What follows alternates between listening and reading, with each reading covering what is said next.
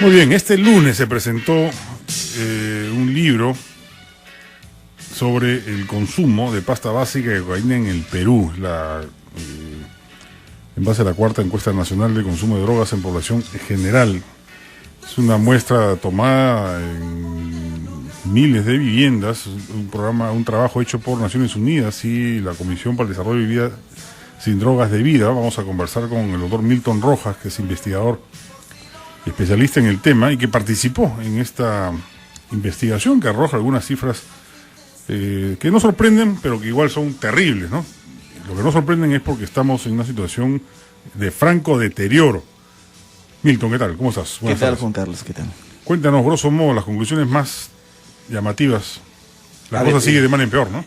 Sí, desafortunadamente, uno de los datos que se devela es que el consumo de pasta básica, por ejemplo, pareciera que se ha desplazado a las zonas de la selva, principalmente las zonas cocaleras, donde antes no había prácticamente consumo, más bien la gente se dedicaba básicamente a la elaboración, ¿no?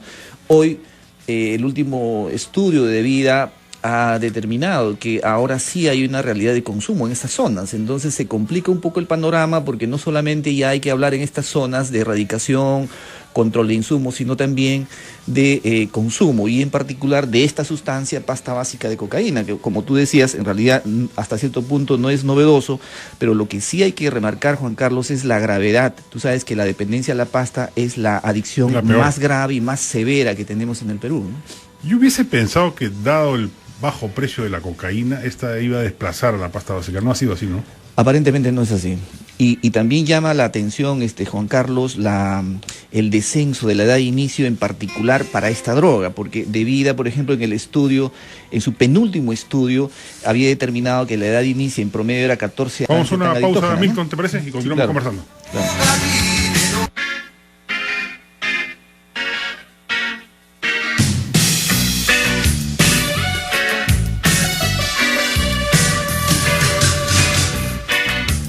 4 de la tarde con 18 minutos. Llámenos para cualquier inquietud. Estamos hablando sobre el creciente consumo de pasta básica de cocaína. Llámenos al 222-0575, 222-0580, 222-0711 o a la línea gratuita 0824-802. Siempre es bueno recapitular. ¿Qué cosa es la pasta básica de cocaína? ¿Cuánto cuesta? ¿Cuánto es lo que se consume diariamente? ¿Cuánto puede gastar un adicto en ella? Bueno, la pasta básica de cocaína es una forma de cocaína, aunque en términos de elaboración es la fase intermedia, ¿no? Antes de llegar a la cocaína propiamente dicho. A diferencia del crack, el crack se produce cocaína, mejor dicho, se retrocede químicamente. Así es. Ahora, la pasta básica y el crack son las dos sustancias cocaínicas más, digamos, deteriorantes, las más adictógenas, ¿no? Ahora, ¿por qué es más dañina la pasta que respecto a la cocaína? Porque es más dañina, tiene más sustancias tóxicas. Claro, justamente este libro, Juan Carlos, en el capítulo de farmacología, hace toda una revisión, por ejemplo, del por qué la pasta básica genera tan rápidamente, prematuramente, dependencia. Una de las hipótesis, y yo considero que ya no es una hipótesis, pero es un factor, es la velocidad con la que llega la droga al cerebro, ¿no? Esto es como un misil, ¿no? Entonces, pero la cocaína también, ¿no? No, pero ojo, en términos metabólicos tarda unos segundos más. Eso marca una pauta importante en farmacología, ¿no? Entonces, cuando tú fumas pasta o inhalas los vapores de crack, el golpe de llegar al cerebro es cuestión de segundos. 6, 5 segundos la droga está en tu cerebro. Y más bien cuando tú aspiras puede ser inclusive hasta los 15 o 18 segundos. Esa diferencia marca una pauta. Porque la cocaína percola, pues, ¿no? Se salen las fosas nasales y de ahí ascienden. En cambio la otra es como cuando uno respira. Así es como un misil, ¿no? Esa pauta, desde un punto de vista farmacológico, es importante para diferenciar pasta de tiene mayor potencial adictivo aquellas drogas que surten efecto más rápido. Así es, la velocidad.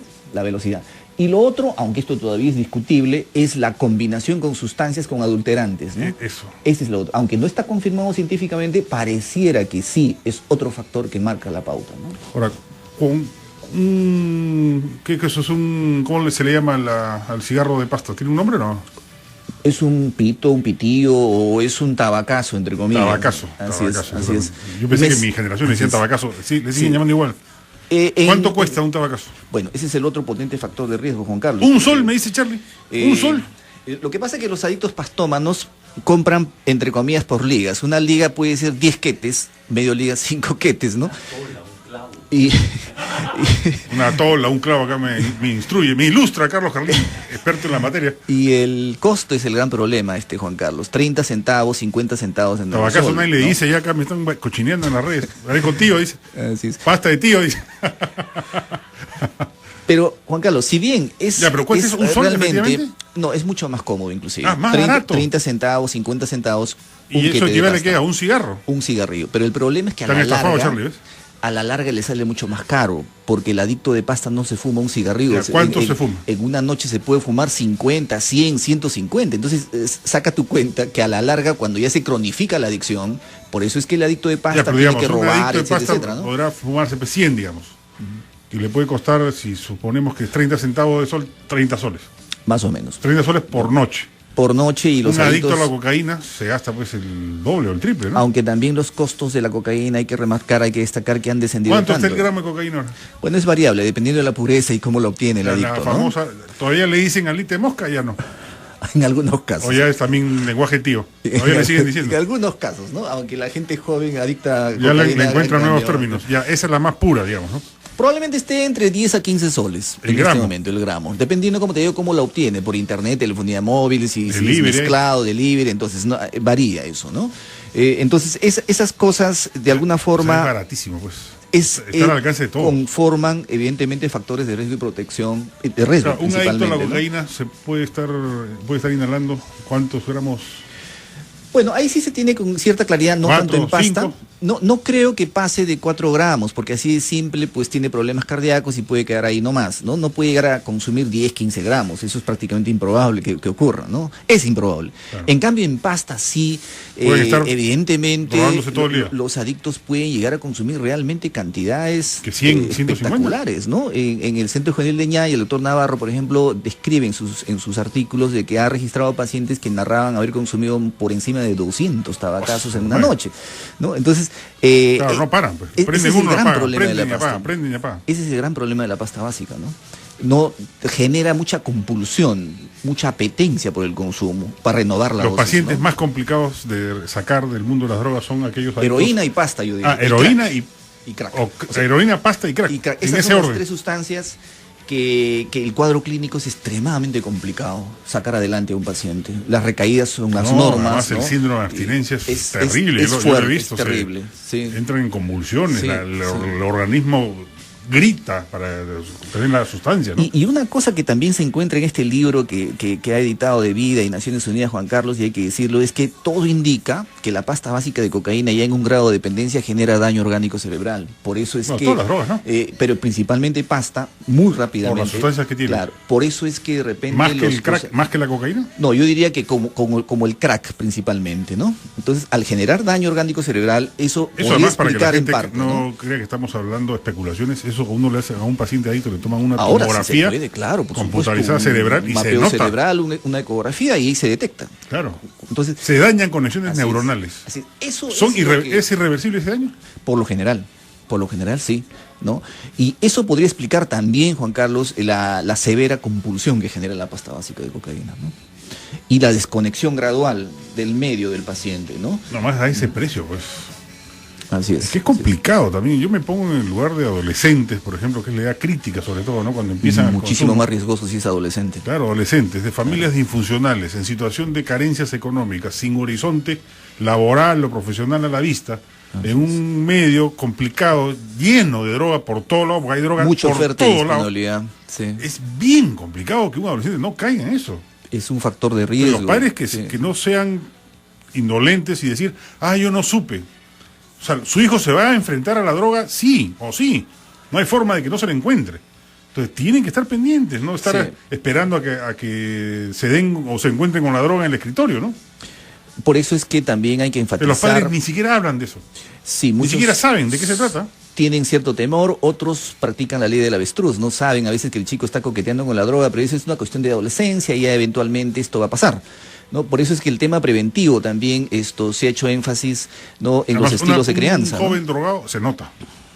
Sobre todo en pasta básica. Pasta básica, además hay un olor, además, ¿no? Particular. Y el deterioro es más rápido de identificar, ¿no? Se tornan extremadamente delgados y asumen comportamientos psicopáticos, vale decir antisociales, comienzan a mentir, a manipular, broma, etcétera, etcétera, ¿no? Cuando uno está flaco, pastrulo, dice, ¿no? Claro, porque baja el apetito. Pues. Sí, baja el apetito y se tornan extremadamente delgados. Inclusive hay un cambio hasta en la pigmentación de la piel en los pastómanos y en adictos, ¿no? Hay deterioro dental, independientemente que estos pacientes son altamente sensibles, por ejemplo, a la TBC, ¿no? Porque ya no duermen bien, no se alimentan, etcétera. Hay una serie de daños a nivel físico, ¿no? Vamos a escuchar llamadas del público. Buenas tardes. Hola, Juan Carlos. Hola, ¿cómo estás? Buenas tardes.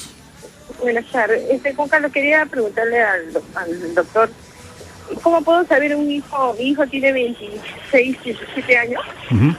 ¿Cómo uno puede detectar? O sea, quiero que me aconseje. Yo me casé. El papá de mis hijos, yo no sabía y él era drogadicto. Yo le descubrí cuando yo estaba embarazada, justamente del hijo que estoy preguntando. Y yo le descubrí, pero después yo descubrí que él era adicto después de adolescente. Y hasta ahora habrá pues dejado hace unos años, nunca lo dejó. Y cada vez iba cayendo más. Y yo lo descubrí una vez como un polvito blanco. Entonces, ¿y tu temor respecto de tu hijo es por...? ¿Cómo? ¿Tu temor respecto de tu hijo por qué? Porque... Siempre, bueno, yo cuando me separé cuando era pequeño... A quien descubriste fue a tu esposo. A mi esposo, sí, a él. Pero entonces no sé, yo me separé y crié a mis hijos siempre pendiente, cuidando del ambiente, del entorno, muchas cosas para que no... Porque me dijeron que él podría tener un riesgo dependiendo cómo yo lo críe, ¿no? Pero pero siempre tengo ese temor, aunque lo veo tranquilo. Quisiera si me puede el doctor...